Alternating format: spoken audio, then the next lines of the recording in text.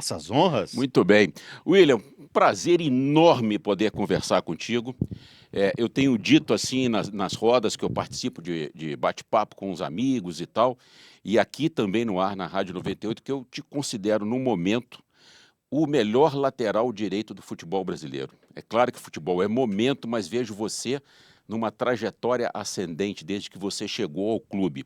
Além dessa fase espetacular, você é um grande sinônimo de superação. Um atleta que ficou quase 2 anos sem poder treinar em função de lesões, nunca desistiu, seguiu em frente e hoje está jogando essa bola toda. Então, para nós aqui, é um prazer enorme poder te receber. Seja bem-vindo ao FDP. Muito obrigado. O prazer é meu de estar conversando com vocês. Fico muito honrado pelas palavras. Espero continuar assim, continuar nessa minha boa fase, ajudando o Cruzeiro, porque na minha cabeça é só isso que passa, é ajudar meus companheiros, ajudar o Cruzeiro. Tenho certeza que a gente está num caminho legal e muitas coisas boas vão acontecer ainda. Isso. Ô William, não faz muito tempo o Cruzeiro estava vivendo vamos chamar de inferno astral, né? Havia uma desconfiança muito grande, a projeção de onde o Cruzeiro poderia chegar, perdão, dentro da temporada, estava ali embaixo, não se sabia o futuro, algumas incertezas, de repente deu uma guinada, né? Você acha que isso teve a ver com a mudança de comando ou tem a ver com os jogadores que chegaram? Que vento soprou que o Cruzeiro tomou esse novo caminho, digamos assim?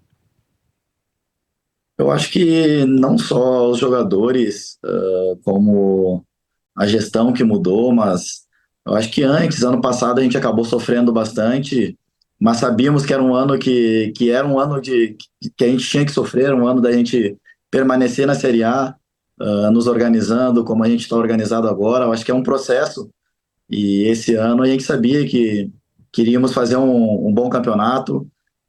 Nós jogadores nunca gostamos de falar que vão ficar no meio da tabela ou vamos tentar ficar em alguma posição. A gente sempre pensou no jogo a jogo, tentar fazer o nosso melhor todos os jogos, e eu acho que isso tem dado certo.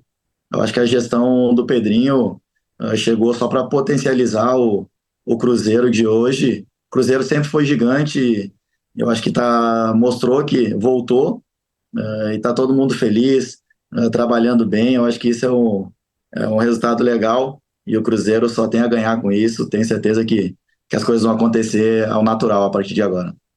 William, se a gente voltar um pouquinho no início da temporada, o Cruzeiro começou 2024 com um técnico argentino, com uma expectativa que o Ronaldo dizia, o grande objetivo em 24 é continuar consolidando o que aconteceu em 23, que a gente não corra mais tantos riscos, e de uma hora para outra veio a mudança, né?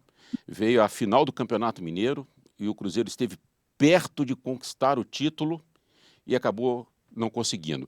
Naquele momento assim que o time perdeu, né, não foi possível ganhar o Campeonato Mineiro. Como é que ficou o ambiente interno? Vocês chegaram a temer, imaginar que poderíamos estar entrando num restante de temporada com o time correndo risco? Ou no fundo vocês acreditavam, a confiança continuava alta? Não, a confiança sempre teve muito alta entre nós jogadores, até porque no Campeonato Mineiro, óbvio que a gente ficou muito triste por ter perdido o título, mas se eu não me engano a gente perdeu uma partida ou duas, então a gente fez um bom Campeonato Mineiro. Afinal, óbvio que é duas equipes grandes que estão disputando, então a gente acabou não vencendo, mas eu acho que a confiança dos jogadores sempre teve em alta, porque sabíamos o trabalho que a gente vem fazendo, né? A gente vem trabalhando bastante, vem se dedicando, tem melhorado em muitas coisas, e eu acho que o resultado apareceu nesse início de Campeonato Brasileiro. Eu acho que independente do jogador que entra em campo, tá todo mundo no mesmo caminho, todo mundo se dedicando, e o Cruzeiro tem se potencializado ainda mais com os jogadores novos. Eu tenho certeza que a gente tá num caminho legal, os jogadores estão, como eu falei, estão todos confiantes. A gente aqui é uma família, a gente se dá muito bem, então tenho certeza que vai acontecer coisas boas. O que mudou do Larcamon para o Seabra? Qual foi a maior diferença que fez o Cruzeiro subir tanto de rendimento, principalmente de um mês para cá?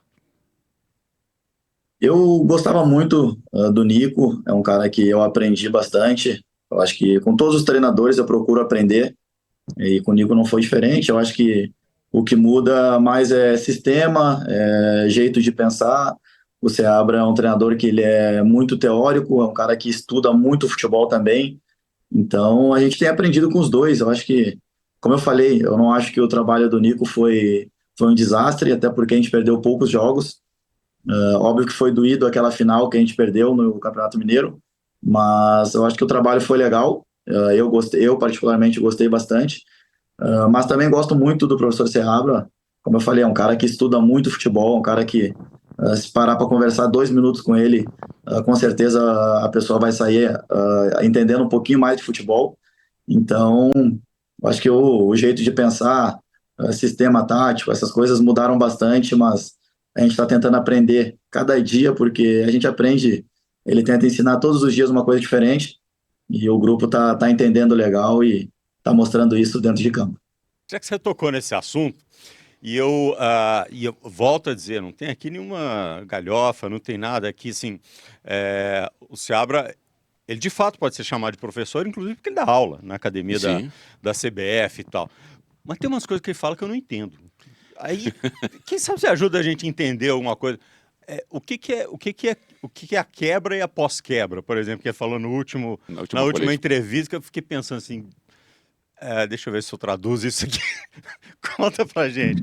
Quando vocês também não compreendem determinados termos, aí, professor, que é isso aí que você está falando? Tem isso?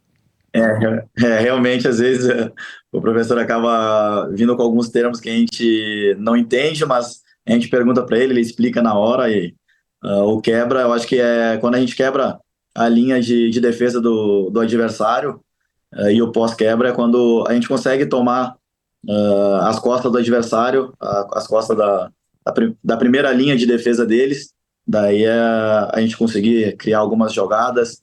Então, tanto a quebra quanto a pós-quebra é importante para a gente estar conseguindo criar jogadas, para conseguir achar nossos jogadores livres nas costas dos nossos adversários, e isso tem dado certo, a gente tem entendido isso muito bem, mesmo que o termo às vezes algumas pessoas não entendem, mas nós jogadores estamos entendendo tudo certinho e tem dado certo. É legal que a gente tem que entender para a gente, inclusive, traduzir para, né, os nossos telespectadores, para os nossos ouvintes e tudo mais.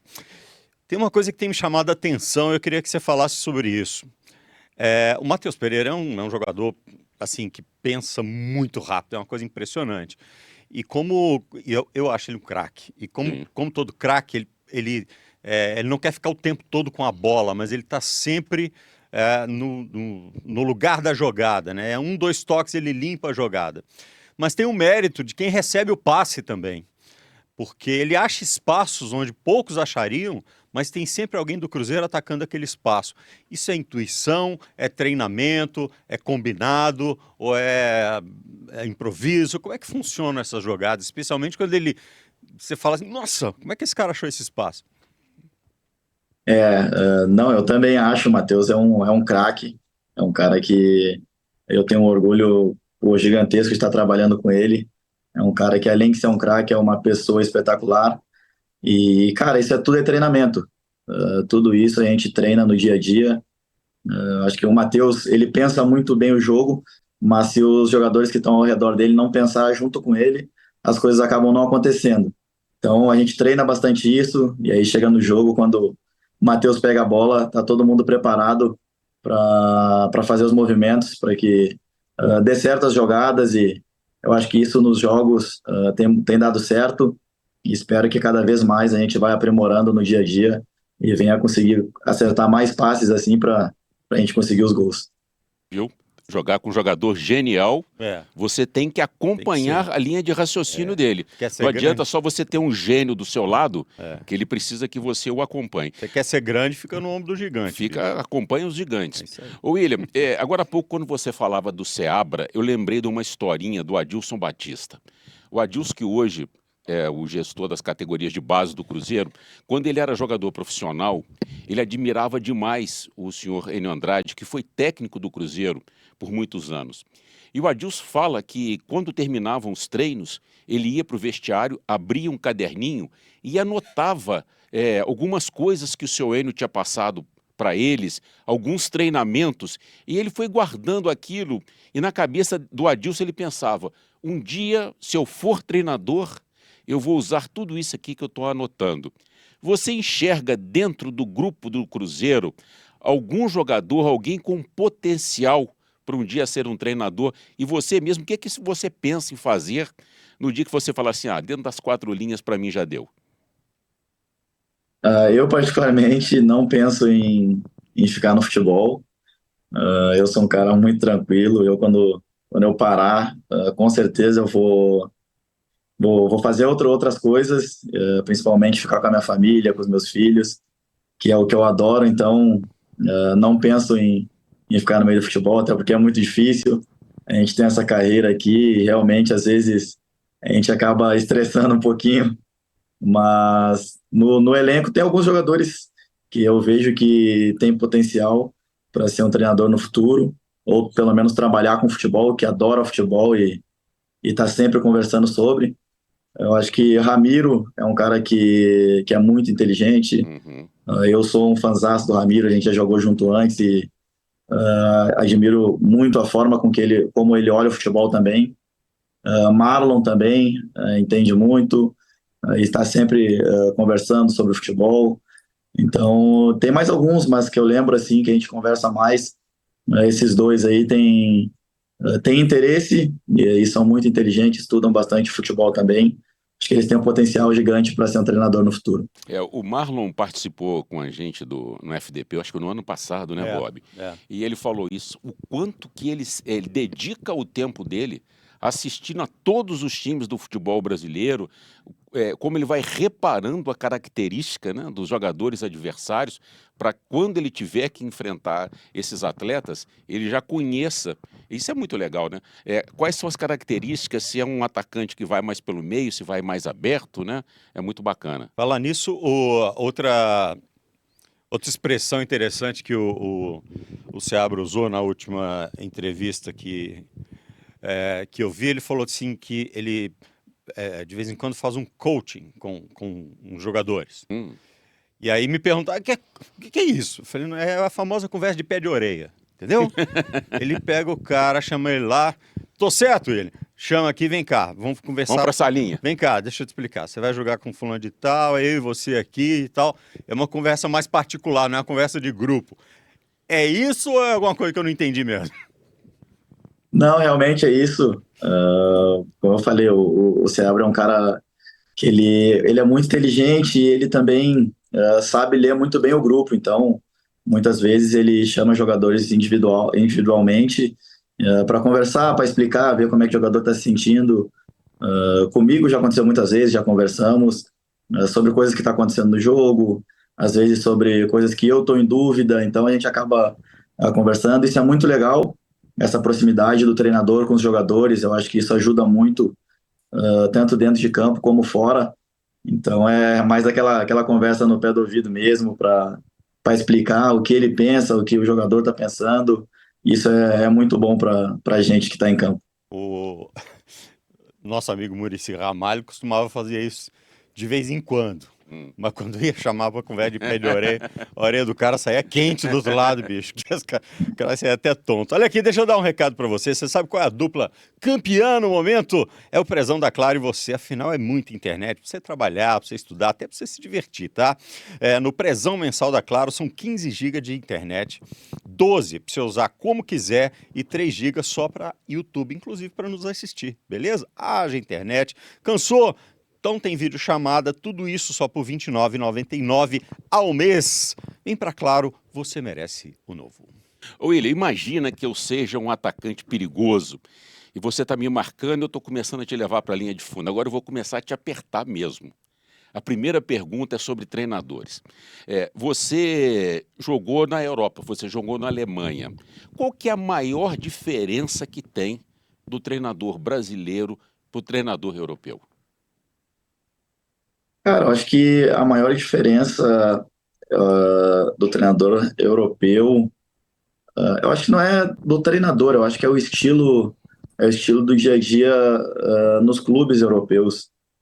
Eles são os caras que eles são muito taticamente eles são impecáveis, então acaba que a gente trabalha muito o passe, a gente trabalha muito o jeito de ver o jogo, então é muito teórico, mas não só para os treinadores, é para os jogadores também. Então a gente acaba aprendendo coisas que no Brasil a gente não aprende. O brasileiro normalmente já nasce já com o dom, o brasileiro improvisa, e na Europa raramente assim tem um improviso assim no dia a dia, porque os treinadores gostam que o que a gente treina, a gente faz no jogo. Então, se não fizesse no momento do jogo, tu não conseguir ler o jogo da forma que o treinador ensinou e pediu nos treinamentos, eles acabam ficando muito bravos. Então, eu acho que a parte tática do pessoal da Europa tem sido é uma coisa muito boa, mas eu acho que no Brasil os treinadores estão estudando demais, então eu acho que isso já não está sendo um problema para os brasileiros mais. Gostei da sua resposta, William. Gostei. Eu imagino que eles são muito rígidos e devem cobrar demais para o jogador não sair daquela função que foi estipulada. Outro dia a gente estava conversando aqui com o Moisés do América e nós perguntamos mais ou menos a mesma coisa para ele. Ele disse o seguinte: no Brasil, o treinador trabalha demais em cima da característica do jogador. E lá fora, não. Eles têm um plano tático, eles têm uma estratégia e os jogadores é que precisam se adaptar ao que eles pensam. É assim mesmo, assim, vocês não conseguem nem sair muito do que o treinador pede lá fora com medo de ir parar no banco? Com certeza é muito isso. Como eu falei, na Europa os jogadores que estão lá normalmente já são desde pequeno treinados para ler o jogo, para entender o que o professor pede. Nós brasileiros a gente acaba em muitos momentos improvisando. Eu mesmo quando fui para a Europa eu era um jogador que eu sempre fui de muito ofensivo, então acabou que na Europa eu tive que aprender muito a ler o jogo e a cumprir a minha função dentro do campo, que muitas vezes a função do lateral é marcar, é defender e depois atacar. Então, acabou que na Europa eu muito mais defendia do que atacava. E isso tudo porque se eu não entrasse nesse caminho aí, eu ia com certeza ia ficar no banco. A propósito, assim, você começou jogando no meio de campo, né? Categoria de base e tal. Como é que você fez a transição para lateral? Quem é que virou lá e falou assim, acho que vai ser melhor você jogar mais pro lado do campo? Como é que foi isso? Na verdade, eu sempre fui meio de campo, mas meu primeiro dia na base do Internacional, o técnico era o Klemer, ex-goleiro, e ele não me conhecia, eu estava treinando um dia na categoria que era acima da minha, porque a minha categoria não tinha treino e eu recém tinha chegado no clube. Então, o lateral direito machucou, ele perguntou quem poderia ajudar no treinamento e fazer aquela posição.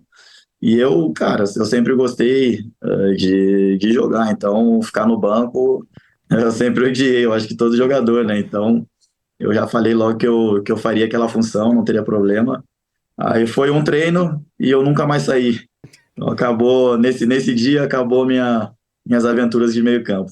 Não, mas é legal porque o caminho natural do lateral é pro meio campo no final da Sim. carreira, né? Então você começou no meio de campo e tal, daqui lá mais pro finzinho da carreira, porque aí, né, você não tem o gás, vai poder jogar olhando, né, o horizonte do jogo, você vai pro meio de campo como tantos laterais já fizeram. Eu queria saber o seguinte: se você tivesse continuado jogando como jogador de meio campo, você teria um desempenho mais ou menos parecido com quem, assim, para a gente entender o seu estilo como jogador de meio? Cara, boa pergunta, porque faz muito tempo, né? Então, eu acho que, pô, se eu falar que era dos craques, aí ia ficar estranho, né? Nada? Pô, Mas, Mas ser um meio mas que eu ser acho um, que ser eu um seria um volante? meio-campo que ajuda bastante. Eu acho que eu chegava bastante na área, dava muitas assistências. Eu acho que isso sempre foi um forte meu. Eu adoro dar assistência. Muitas vezes eu posso chutar gol e eu acabo tocando a bola. Então, acho que eu seria o meio-campo que ajuda bastante ali. Não sei um jogador, não vou falar um jogador aqui que eu seria parecido, porque eu não lembro, assim, mas não sei eu seria esse craque, que nem o Matheus Pereira. Acho que não, mas eu seria um cara esforçado ali que ia ajudar as equipes. É com a camisa 10 que você jogava lá na frente ou Ponta você de lança, gostava né? de ser mais de marcação? Não, eu jogava com a camisa 8. Oito.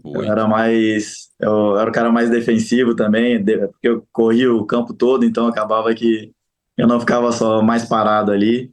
Então ajudava bastante a equipe mesmo. Olha só, uma das coisas que a gente, né, daquelas máximas que a gente aprende, assim, no futebol, diz assim, ó, lateral, os treinadores antigos gostavam de dizer isso. Meu filho, lateral ataca pela linha e volta na diagonal. Se você aprender isso, tá tudo certo. Mas não é só isso, né?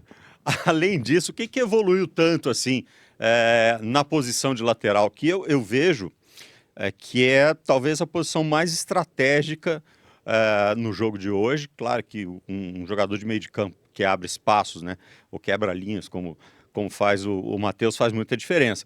Mas um time que não tem bons laterais para apoiar e voltar e tal, ele perde muita força ofensiva. Então, além de atacar na linha, ir no fundo e voltar na diagonal, o que mais que o lateral precisa fazer hoje para ser bom?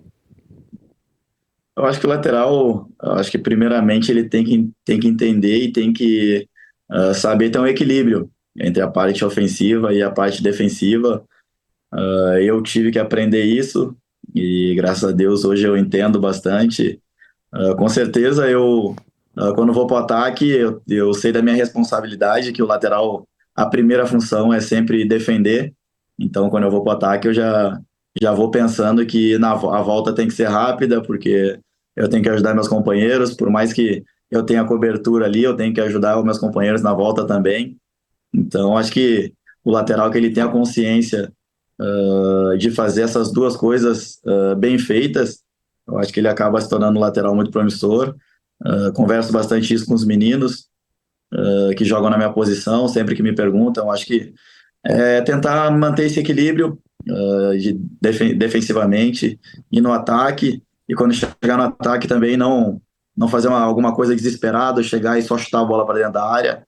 Eu acho que a gente entender também que o cruzamento ele não é um chute para a área, ele é um passe.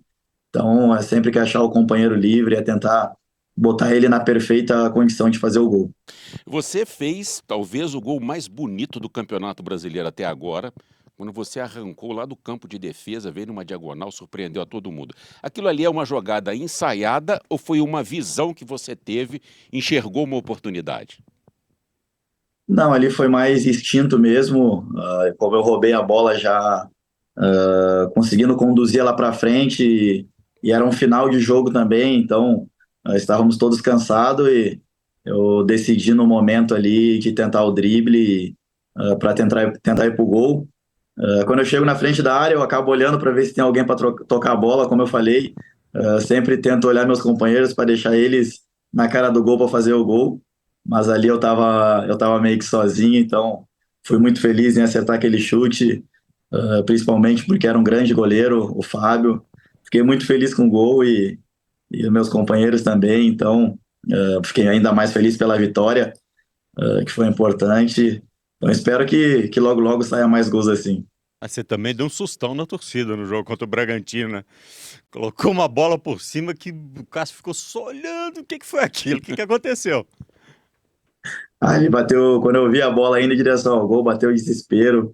Eu fui virar o jogo de perna esquerda e acabou que a bola pegou no meu pé direito antes, aí mudou o trajetório da bola. Realmente foi um desespero ali na hora, graças a Deus que foi para fora. Esse gol contra o Fluminense foi Imagina. o gol mais bonito da sua carreira, William? Eu tenho um gol que eu gosto muito, que foi contra o Hoffenheim na Alemanha. Foi um gol bem bonito também, mas eu acho que por toda a jogada, da onde eu roubei a bola, da onde eu saí, eu acho que com certeza esse gol foi o mais bonito, eu acho, da minha carreira. William, você está falando na Alemanha, você jogou em dois clubes, né? Você jogou no Wolfsburg e no Schalke. O que está acontecendo com o futebol da Alemanha que depois daquela Copa de 2014, a Alemanha nunca mais conseguiu ser aquela mesma Alemanha? O que foi? Eles se prepararam muito para aquela Copa e depois não teve uma sequência? O que aconteceu com eles? Eu acho que aquela Copa eles estavam com jogadores que muito experientes, jogadores que estavam acostumados com jogos grandes. Eu acho que daquela Copa não lembro um jogador que pudesse, que fosse jovem ou que tivesse começado há pouco tempo no futebol. Óbvio que tinha alguns, até o Mário Götze era mais jovem, mas ele estava no banco. Então, os jogadores da Alemanha entendiam muito bem o jogo, sabiam como controlar a partida. Eu acho que naquela época realmente não tinha como bater eles facilmente, porque uma seleção muito inteligente. E agora eu acho que é renovação, muitos jogadores novos que estão se firmando na seleção. Então, eu acho que por isso, mas tenho certeza que logo, logo vão se firmar e a seleção da Alemanha vai estar bem, porque tem muita qualidade. E como eu falei, na Europa eles entendem muito o jogo. Muitos jogadores são do Bayern de Munique, o Bayern de Munique está sempre jogando Champions League, chegando em final. Então, tenho certeza que a seleção deles vai estar muito forte, mas eu acho que precisa de um pouco mais de experiência. Eu queria que você colocasse num pacote só para a gente. O que você achou da última Eurocopa e da última Copa América? Cara, eu confesso que eu não assisto muito futebol quando eu estou em casa. Os meus companheiros, até o Marlon, o Ramiro, até brigam um pouco comigo. Eu sou um cara que eu assisto muito pouco futebol. Assisti alguns jogos, mais da Copa América. Com certeza fiquei triste por o Brasil não ter ganho. Queria muito que a seleção tivesse ganho essa Copa América. Mas, como eu falei, estão todos preparados, todos os jogadores da Argentina, de todos, da Colômbia, eu acho que mostraram que estão todos preparados com um nível de futebol muito alto. E se a seleção brasileira ou quem for não tiver preparado, vai ter muita dificuldade, como foi. Então, espero que a seleção brasileira logo volte a ganhar tudo que precisa, porque o Brasil é o país do futebol. Então temos jogadores que dispensam comentários, jogadores de muita qualidade, e tenho certeza que a hora que encaixar, ninguém vai conseguir ganhar da seleção brasileira. Eles ainda tiveram que aguentar o Romero com a camisa da Argentina desfilando, hein? No treinamento, entrou lá, foi cumprimentar todo mundo. Ninguém foi com vontade de dar uns cocão nele, não, hein? E tá cheio de De argentino repente, lá na toca, de né? repente Barreal, o Zé Dineno. Ivaldo dá uma chegada assim, hein? Fala assim, ô, Ô gringo, baixa a bola. tirou onda com vocês, vai tudo na boa. Pô, a gente ficou bem bolado. Eu acabei dando uns cascudos nele lá também, porque pô, o cara chega da Argentina, vai querer me zoar na minha casa. Não, daí não, pô. Mas dei parabéns para ele estava bem feliz e com certeza merecia estar feliz. A seleção dele ganhou e tá tudo certo, tá tudo certo. Uma hora a gente pega ele de volta e eu vou fazer ele pôr a camiseta do Brasil. Muito legal. A gente vai fazer um rápido intervalo, rapidinho intervalo, tá? E a gente agora, o quê? Fala, Gabi, fala para mim. Ah, é? Só pode o primeiro bloco? Ah, que pena. Aqui, obrigado demais pela entrevista, obrigado, tá convidado, é mais do que VIP para voltar quando quiser, tá? Sem dúvida, concordo com o Guilherme, você hoje, para mim, é o melhor lateral direito do Brasil. Que bom te ver jogar e que bom papo com você. Muito obrigado, foi uma honra para mim estar conversando com vocês. Com certeza a gente pode marcar e deu participar uma outra hora também. Boa. Fiquei muito feliz com o papo aqui e muito obrigado pelos elogios. Tenho certeza que todos os meus companheiros têm que ser elogiados porque estão fazendo um grande trabalho e é muito bom ver o Cruzeiro voltando a disputar coisas grandes e tenho certeza que vai ser assim para os próximos 10, 30, 40 anos. Bacana. Parabéns, William. Muito obrigado.